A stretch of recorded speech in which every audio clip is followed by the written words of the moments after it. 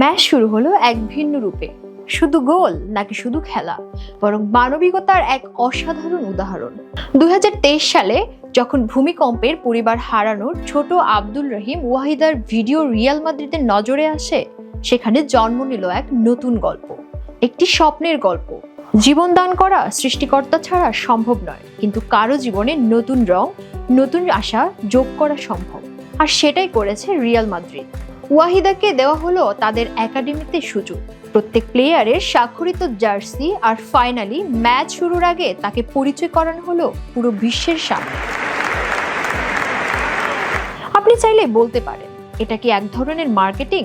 হতে পারে, কিন্তু তা হোক বা না হোক, রিয়াল মাদ্রিদ ওয়াহিদাকে দিয়েছে জীবনের এক সুন্দর মুহূর্ত, এক স্বপ্নের মতো সুযোগ, যা হারানো পরিবারকে স্মরণ করিয়ে দেয় নতুন ভাবে।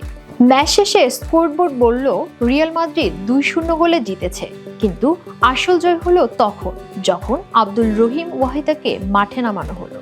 সেই মুহূর্তে শুধু গোল বা জয় নয়, মানবিকতার সবচেয়ে বড় জয় লেখা হলো বার্নাব্যুতে।